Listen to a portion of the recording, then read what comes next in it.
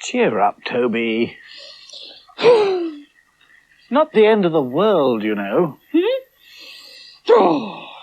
Why is he sulking? I'm not sulking. He's just disappointed, Cauldron, that's all. It looks to me as if he's sulking. Well, I'm not. I'm just fed up. Auntie Flo said she'd take me for a picnic today. Then why are you fed up? If someone was going to take me for a picnic, I'd be delighted. But it's raining, and we can't have a picnic in the rain, can we? Can we? I don't suppose so. It wouldn't be much fun having a picnic in the rain. You'd get wet through. It's me. Oh, ha, ha, ha. Hello, everybody. Hello, Aunt Flo. Oh, Here, let me take your coat. dear. Oh, dreadful weather. Yes, it is. Still, the rain's good for the garden, though, isn't Not it? much good for picnics, though, is it? Well, no, it isn't really, but can't be helped. Haven't you got a kiss for your auntie, Toby? Oh, yes. There, that's better. Now cheer up. There's nothing to cheer up about. It looks as if it's going to rain all day, and our picnic's ruined, and I've been looking forward to it all week, and oh, it's not fair. Grumble, grumble, grumble. I am not grumbling. I think you are, you know, Toby. I'm not. You certainly are. Why, you're a grumblier grumbler than Mr. Grimble.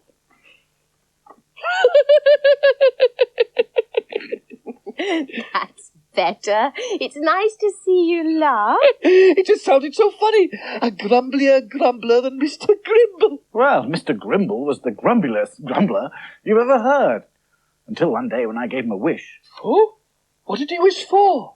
You'll find out just as soon as we look in the magic puddle.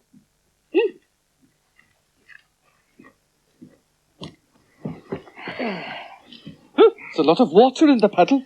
Hardly surprising with all this rain. Now, no grumbling.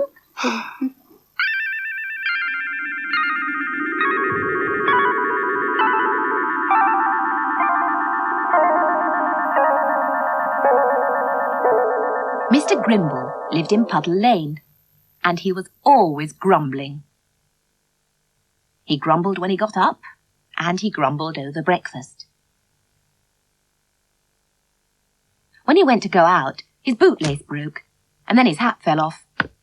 He didn't say thank you when Mrs. Grimble gave him a new bootlace. Mr. Grimble never said thank you. He just grumbled and grumbled and grumbled. He went outside and banged the door and went down Puddle Lane. At the end of the lane, he met the magician. "You look happy. It's all right for you.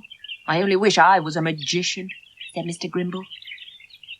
"I can't turn you into a magician," said the magician, "but I'll give you a wish. The next time you wish for anything, it will happen." The magician went on his way, and Mr. Grimble went back up the lane. He was still grumbling to himself. He saw the children playing in the lane. "I need peace and quiet," he grumbled, and he went into the magician's garden. The first thing he saw was the Griffle standing under a tree. "Go away," cried Mr. Grimble. "Go away." The Griffle vanished. "A vanishing monster," cried Mr. Grimble. "I wish I could vanish like that." But as soon as he said that, Mr. Grimble vanished. "Whatever's happened to me?" he cried, looking at his hands. Only his hands weren't there. "Ah, I remember. I wished a wish and I've vanished. Whatever shall I do? Mr. Grimble hurried back home. He walked into the kitchen. Poor Mrs. Grimble got such a shock that she dropped her cup of tea. Mr. Grimble sat down in the chair. It's only me, he said. I met the magician in the lane, and he gave me a wish. Do you mean to say that you wished you could vanish? Asked Mrs. Grimble. I didn't mean to, said Mr. Grimble, but it slipped out. Whatever shall I do now? Go and see the magician at once, said Mrs. Grimble. He'll help you. You can't go about like that. I'll have a cup of tea waiting when you get back. I'll go straight away, said Mr. Grimble. He went out through the door. He found the magician in the garden. The magician took one look at Mr. Grimble's hat and boots, and he laughed. "Well, Mr. Grimble," he said, "I didn't think you would wish to become invisible." I didn't mean to, said Mr. Grimble. The wish slipped out. Please help me. I want to be myself again. The magician laughed again. He snapped his fingers, and there was Mr. Grimble. Oh, thank you, magician. Thank you, cried Mr. Grimble. He hadn't said thank you for years. When Mr. Grimble got home, Mrs. Grimble gave him a cup of tea. Thank you, my dear, thank you, said Mr. Grimble. Mrs. Grimble was so surprised that she almost dropped the cup. And after that, although Mr. Grimble still grumbled from time to time, he didn't grumble nearly as much as before, and he was much more careful about what he said.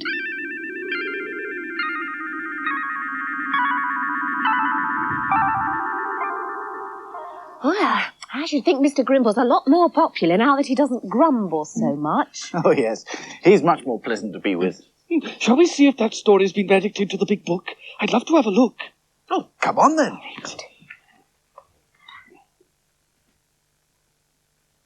Now, let's see. Pencils and paper, pens and ink, the words shall appear before you can blink. Now, let's see. Mr. Grimble grumbled about lots of things that day. He grumbled about his breakfast. I'd have eaten it. I always eat my breakfast. So you do, Cauldron. But Mr. Grimble had to grumble about something. And when he went out, he even grumbled at me for being a magician. Still, you snapped your fingers and gave him a wish, didn't you? I did. And look, there's a picture of me doing it. Mr. Grimble wasted his wish, though. Yes. When he saw the griffle disappear, he said, I wish I could vanish like that. And of course, his wish came true. He did vanish. Oh, look, it says so there. Mr. Grimble vanished. He was most upset about that. Still, when he asked the magician to help him, you made him visible again, didn't you? I did, and he didn't grumble nearly as much after that. And a jolly good thing, too. What's the story called? The title is Mr.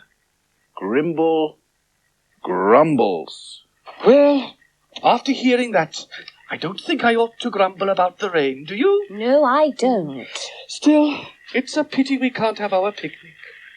Oh, who says we can't? I've got all the food in my basket. Yes, but just look at the rain. We'd get wet through if we went out for a picnic. I agree. But what's to stop us having our picnic in here? But don't picnics have to be outside? I don't see why. We can have our picnic wherever we want to. Quite right, Auntie Flo.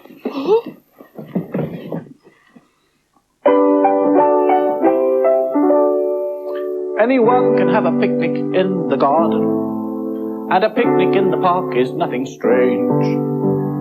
And a picnic by a stream is as common as ice cream. So we're doing something different for a change. We're going to have a picnic indoors. And we don't care if it rains or if it pours.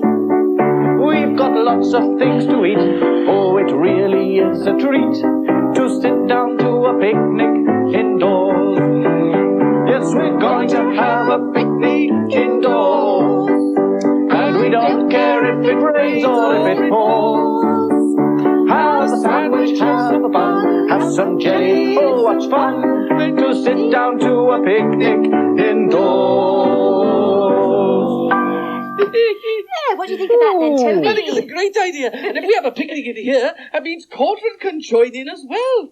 Splendid! Me too? Yes, of course. We couldn't leave you out, magician. Oh, thank you.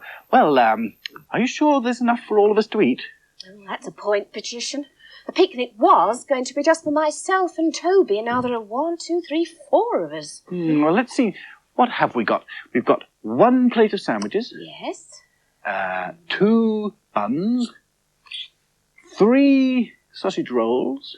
And 2 bottles of lemonade. I don't think there's going to be enough, is there? I ought to have made twice as much food. You could always cast a spell to double the food. We could, and we will. Good idea, Cauldron. Come on, everybody, let's get to work. Oh, what do we need? Well, it's a spell to double something, If that means there'll be twice as much, doesn't it? Yes, yes. I thought so. Well, since it's a doubling spell, we need something beginning with duh. Dumplings!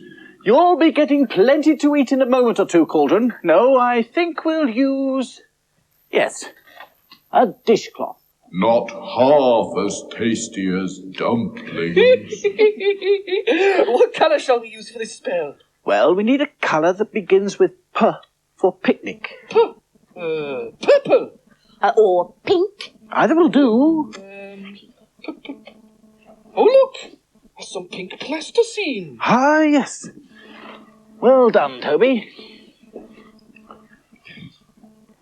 Now, we all want to sing the magic tune, so how does it go? Can you remember, Aunt Flo? Oh, yes, of course. It goes, let me see. I know. Pom, pom, pom, pom, pom. Absolutely right, Aunt Flo. All together, then. Pom, pom, pom, pom, pom. Next, we have the magic clap. And the magic rhyme. Puddle, muddle, muddle, puddle, extra guests must all be fed. Muddle, puddle, puddle, muddle, double up our picnic spread. There's still only 1 plate of sandwiches. I thought you were doubling up so we'd have 2 plates. Can't you see what's happened? There's only 1 plate of sandwiches, but it's twice as big. So are the sausage rolls and the buns. Yes, and look at the size of these bottles of lemonade. Huh? Well, the spell doesn't seem to have worked out exactly as I thought. Still, we have got twice as much food. Good, because I'm twice as hungry as usual. Oh, I will enjoy this picnic indoors. So will we all, and we don't care if it rains or if it pours. Have a sandwich, have a bun, have some jelly, it's such fun to sit down to a picnic. A super giant picnic. Thank you, Cauldron. Enjoy a picnic indoors. Come on, then, let me have some. Right, now what I are you better have going a to start napkin with, first. Toby? Yes, there you are. Now, sausage roll or a sandwich? Oh, just 1 sandwich, please. Well, Ooh, I think I'd we ought better to use the share it, really, napkin. Toby. I think it's enormous. We ought to-